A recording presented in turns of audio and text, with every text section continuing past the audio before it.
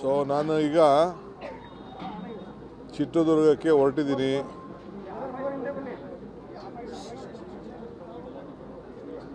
ಚಿತ್ರದುರ್ಗಕ್ಕೆ ಹೊರಟಿದ್ದೀನಿ. ನಮ್ಮ ಎಚ್ ಹನುಮಂತಪ್ಪನವರು ಒಬ್ಬ ಹಿರಿಯ ಕಾಂಗ್ರೆಸ್ಸಿನ ಮುತ್ಸದಿ, 3 ಬಾರಿ ರಾಜ್ಯಸಭಾ ಸದಸ್ಯರಾಗಿದ್ದರು. ರೈಲ್ವೆ ಕಮಿಷನ್ಗೆ ಚೇರ್ಮನ್ರು ಕೂಡ ಆಗಿದ್ದರು. ನನಗೆ ಸುಮಾರು 40-45 ವರ್ಷದಿಂದ ಭಾಳ ಆತ್ಮೀಯರಾಗಿದ್ದರು. ಸೊ ನಮ್ಮ ಪಕ್ಷದ ಹಿರಿಯ ನಾಯಕರು, ಉಪಾಧ್ಯಕ್ಷರಾಗಿ ವಿವಿಧ ನಮ್ಮ ಸಂಸದೀಯ ಕಾರ್ಯದರ್ಶಿಯಾಗಿ ಕೂಡ ಎಲ್ಲ ಕೆಲಸ ಮಾಡಿದ್ದಾರೆ ಪಾರ್ಲಿಮೆಂಟಲ್ಲಿ. ಸೊ ನಾನು, ನಮ್ಮ ಅಧ್ಯಕ್ಷರಾದಂಥ ಹರಿಪ್ರಸಾದ್ ಅವರು, ನಮ್ಮ ಡೆಪ್ಟಿ CM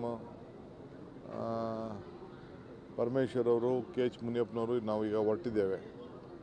ಹೋಗಿ ಅವರ ಅಂತಿಮ ಸಂಸ್ಕಾರದ ಕಾರ್ಯಕ್ರಮದಲ್ಲಿ ಗೌರವ ಕೊಟ್ಬಿಟ್ಟು ಬರಬೇಕು ಅಂತೇಳಿ ಈಗ ನಾವೆಲ್ಲ ಹೊರಟಿದ್ದೇವೆ. ಸೊ ಒಬ್ಬ ಹಿರಿಯ ಕಾಂಗ್ರೆಸ್ನ ನಾಯಕರು. ಸೊ ಅವ್ರ ಆತ್ಮಕ್ಕೆ ಶಾಂತಿ ಸಿಗಲಿ. ಭಾಳ ಜನ ಅನ್ಯಾಯಗಳಿದ್ದಾರೆ. ಇವತ್ತು ರಾಜ್ಯಕ್ಕೆ, ರಾಷ್ಟ್ರಕ್ಕೆ ಅನೇಕ ಸಮಸ್ಯೆಗಳು ಬಂದಾಗ ಬೇಕಾದಷ್ಟು ಮಾರ್ಗದರ್ಶನವನ್ನು ಕೊಟ್ಟಂಥ ಒಬ್ಬ ಹಿರಿಯ ನಾಯಕರು. ಸೊ ಅವರಿಗೆ ಗೌರವ ಸಲ್ಲಿಸಬೇಕಾದ್ದು ನಮ್ಮೆಲ್ಲರ ಕರ್ತವ್ಯ. ನೋಡಿಯಪ್ಪ, ನನಗೆ ಮಂಡ್ಯ MLA ಅವರು ಬಂದಿದ್ದರು, ಶ್ರೀರಂಗಪಟ್ಟಣ MLA ಬಂದಿದ್ದರು, ಡಿಸ್ಟ್ರಿಕ್ಟ್ ಮಿನಿಸ್ಟ್ರು ಬಂದಿದ್ದರು. 15ನೇ ತಾರೀಕು ಮೀಟಿಂಗ್ ಇದೆ. ಇಲ್ಲಿ ನಾವು ಕೋರ್ಟ್ದು ಒಂದು, ಸುಪ್ರೀಂ ಕೋರ್ಟ್ದು ಒಂದು ರೀಸೆಂಟಾಗಿ ಒಂದು ಆದೇಶ ಇದೆ. ಮಂಡ್ಯ ಜಿಲ್ಲೆ ರೈತರನ್ನು ಬದುಕಿಸಬೇಕು, ಕುಡಿಯೋ ನೀರು ಬೇಕು, ತಮಿಳುನಾಡಿನ ಆದೇಶನೂ ಪಾಲನೆ ಮಾಡಬೇಕು. ಅದರ ಹಿನ್ನೆಲೆಯಲ್ಲಿ ನಾನು 15ನೇ ತಾರೀಕು ಮೀಟಿಂಗಲ್ಲಿ ನಮ್ಮ ವಾದ ಏನಿದೆ ಅದನ್ನು ನಮ್ಮ ರಾಜ್ಯದ ಪರವಾಗಿ ಮಂಡಿಸಿ 15ನೇ ತಾರೀಕು ಸಾಯಂಕಾಲ ತೀರ್ಮಾನ ಮಾಡ್ತೇವೆ. ಏನಿಲ್ಲ, KPSC ಗವರ್ನರ್ಗೆ ಬಿಟ್ಟಂಥ ಆದೇಶ. ಗವರ್ನರ್ ಅವರು ಅನಾಮತ್ ಮಾಡಿ ಆದೇಶ ಮಾಡಿದ್ದಾರೆ. ಯಾರು ಹಿರಿಯರು ಇರ್ತಾರೆ ಅವ್ರಿಗೆ ಇಮಿಡಿಯೇಟಾಗಿ ಚಾರ್ಜ್ ಕೊಡೋಕ್ಕೆ ಈಗಾಗಲೇ ನಾನು ನಿರ್ದೇಶನವನ್ನು ಕೊಟ್ಟಿದ್ದೇನೆ.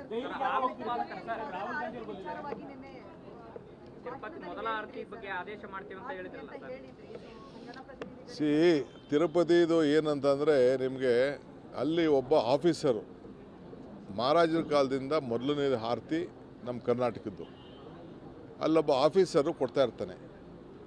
ಆಫೀಸರ್ ಬದಲು ಯಾರು ಅಲ್ಲಿ ಜನಪ್ರತಿನಿಧಿಗಳು ಹೋಗಿರ್ತಾರೆ ಅಂಥವ್ರಿಗೆ ಒಂದು ಅವಕಾಶ ಮಾಡಿಕೊಡೋಣ ಅಂಥೇಳಿ. ಇಲ್ಲ MLA, ಈಗ ಮಂತ್ರಿಗಳಿಗೇನೋ ಸ್ವಲ್ಪ ಅವಕಾಶಗಳಿರ್ತದೆ, ಜಡ್ಜ್ಗಳಿಗೂ ಅವಕಾಶ ಇರ್ತದೆ. ಇಲ್ಲ ಜಡ್ಜೋ, ಇಲ್ಲ ನಮ್ಮ ಮಂತ್ರಿನೋ, ನಮ್ಮ ರಾಜ್ಯಕ್ಕೆ ಸಂಬಂಧಪಟ್ಟಂಥವ್ರು, ಶಾಸಕರುಗಳೋ, ಇಲ್ಲ ಅಧಿಕಾರಿಗಳೋ ಯಾರಿದ್ರೆ ಅವ್ರಿಗೂ ಒಂದು ಅವಕಾಶ ಸಿಕ್ಕಲಿ ಅಂತ. ಎಲ್ಲ ಪಾರ್ಟಿಯವ್ರಿಗೂ ಸಿಕ್ಕಲಿ. ಇದೇನು ಬರೀ ಕಾಂಗ್ರೆಸ್ಸು ದಳ ಅಂತಲ್ಲ. ಯಾವುದೇ ಶಾಸಕರು ತಿರುಪತಿ ದರ್ಶನಕ್ಕೆ ಹೋದಾಗ ನಮ್ಮ ರಾಜ್ಯದ ಪರವಾಗಿ ಆರತಿಗೆ ಕೊಡೋಕ್ಕೆ ಒಂದು ಅವಕಾಶ ಇದೆ. ಮೊದಲನೇ ಆರತಿ ನಮ್ಮದು. ಏನು ಆ ತಟ್ಟೆನ ತೆಗೆದುಕೊಂಡು ಹೋಗಿ ಆ ಅಧಿಕಾರಿಗಳು ಅವ್ರಿಗೆ ಸಪೋರ್ಟ್ ಮಾಡ್ತಾರೆ. ಅದಕ್ಕೊಂದು ಗೈಡ್ಲೈನ್ಸ್ ಇದೆ. ಆ ಗೈಡ್ಲೈನ್ಸ್ನ ನಮ್ಮ ಪ್ರೋಟೋಕಾಲ್ ಪ್ರಕಾರ ನಾವು ಮಾಡ್ತೀವಿ.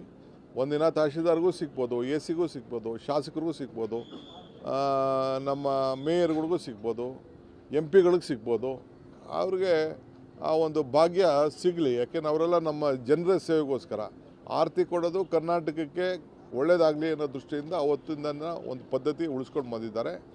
ಬರೀ ಒಬ್ಬ ಆಫೀಸರ್ ಎತ್ಕೊಂಡೋಗಿ ಕೊಡೋದಕ್ಕಿಂತ ಜನಪ್ರತಿನಿಧಿಗಳು ಹೋಗಿ ಆ ದೇವರಿಗೆ ಪ್ರಾರ್ಥನೆಯನ್ನು ಮಾಡಲಿ ರಾಜ್ಯದ ಪರವಾಗಿ ಅಂತ ಒಂದು ಅವಕಾಶವನ್ನು ಮಾಡಬೇಕು ಅಂತ ನಾನೀಗಾಗಲೇ.